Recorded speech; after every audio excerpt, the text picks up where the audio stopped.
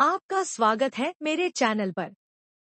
मेरा नाम प्रतिमा है और फिलहाल मैं एक प्राइमरी स्कूल की शिक्षक बनने के लिए प्रशिक्षण बीटीसी कर रही हूँ। हमारी फैमिली 4 लोगों की है, मम्मी, पापा, मेरा छोटा भाई राहुल और मैं। मेरी उम्र 24 साल है और राहुल 21 साल का है। हम दोनों में बहुत गहरी दोस्ती है, इसलिए अक्सर अपनी बातें एक दूसरे से शेयर करते हैं। एक दिन मैं राहुल से कैजुअली बात कर रही थी। मैंने उससे पूछा, राहुल, क्या तुम्हें कोई लड़की पसंद है? वह थोड़ा हंसा और बोला, दीदी, अभी तक तो कोई नहीं मिली, पर अगर आप जैसी मिली तो जरूर सोचूंगा। राहुल की ये बात सुनकर मैं हैरान रह गई।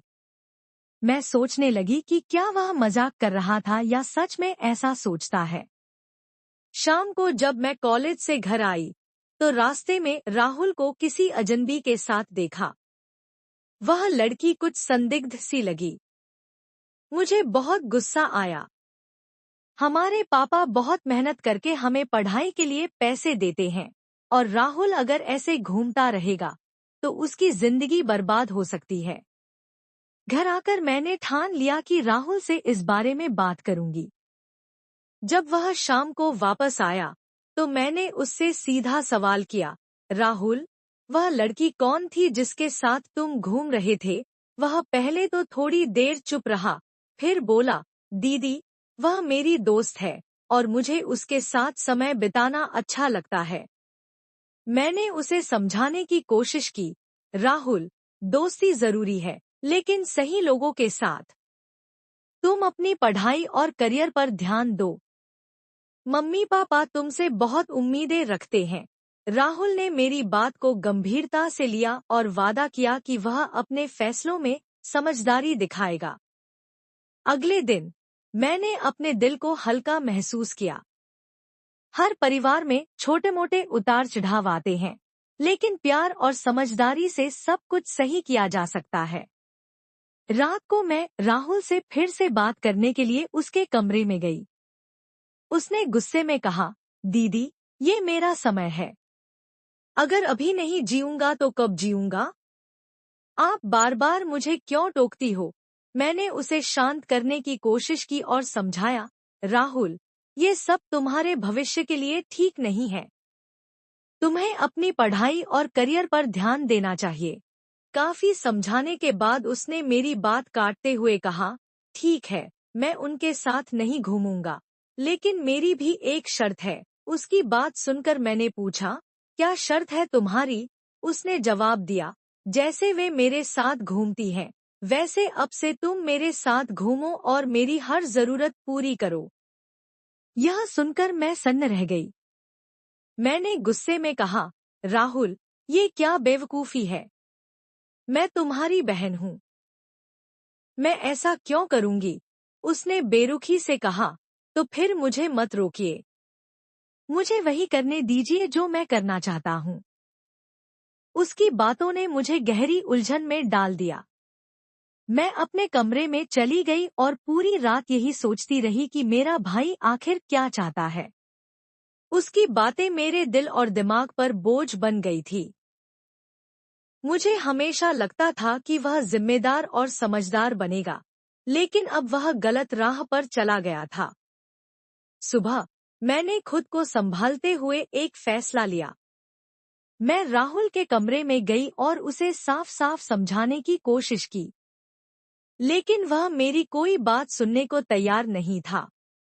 आखिरकार मैंने कहा, ठीक है, तुम्हारी शर्त मंजूर है, लेकिन मेरी भी एक शर्त है। ये सब बातें घर के बाहर नहीं जानी चाहिए और आज के बाद मैं तुम्हें किसी गलत संगत में नहीं देखना चाहती। राहुल ने अनमने मन से सहमति जताई। फिर मैंने उसे कहा, चलो, सबसे पहले हमें कुछ जरूरी काम निपटाने हैं। हम शॉपिंग पर चलेंगे और इस सब को सुलझाने की कोशिश करेंगे। इसके बाद मैं उस व्यक्ति के पास गई जिसके साथ राहुल अक्सर समय बिताता था। मैंने उसे अच्छे से समझाया और उससे वादा लिया कि वह राहुल से दूरी बनाएगा। घर लौटकर मैंने राहुल से वादा लिया कि वह अब से अपनी पढ़ाई और करियर पर ध्यान देगा। यह सब करते हुए मुझे एहसास हुआ कि परिवार में समस्याएं जरूर आती हैं, लेकिन उन्हें समझदारी और संयम से हल करना ही सही तरीका है। एक दिन जब रविवार की छुट्टी थी, तो मैंने मम्मी के साथ नाश्ता बनाना शुरू किया। पापा और राहुल भी साथ बैठे और हम सबने मिलकर नाश्ता किया। फिर राहुल और मैं मार्केट में शॉपिंग के लिए गए। वहां राहुल ने मेरे लिए कुछ अच्छे कपड़े खरीदे और खुद के लिए भी कुछ नए कपड़े लिए। मैंने मम्मी के लिए भी एक खूबसूरत साड़ी ली। शॉपिंग के बाद हम दोनों एक रेस्टोरेंट में गए और साथ में खाना खाया।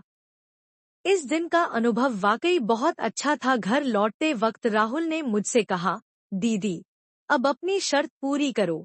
यह सुनकर मुझे थोड़ी घबराहट हुई, लेकिन मैंने अपनी शर्त पर चलने का फैसला किया। फिर धीरे धीरे मैं राहुल का ध्यान रखने लगी और वह भी मुझे पूरी जिम्मेदारी से देखता था।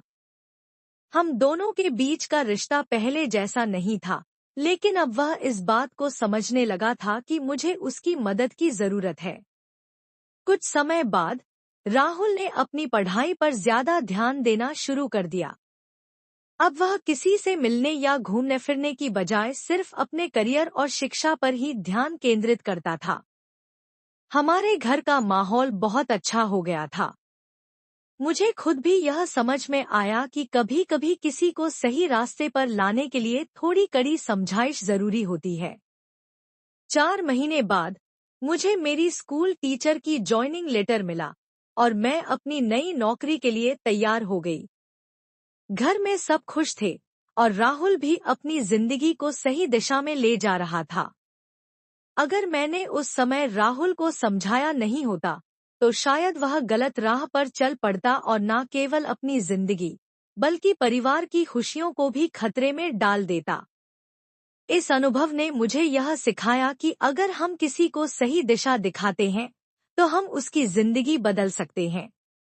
हमारे परिवार का हर सदस्य अब खुश है और हम सब एक साथ मिलकर आगे बढ़ रहे हैं। तो दोस्तों, अगर आपको यह वीडियो पसंद आई हो, तो रानी बॉय चैनल को सब्सक्राइब जरूर करें और कमेंट करके अपनी राय बताएं। अगले वीडियो में मिलते हैं, तब तक के लिए प्यार और ध्यान रखें। वीडियो सिर्फ मनोरंजन के लिए है। धन्यवाद।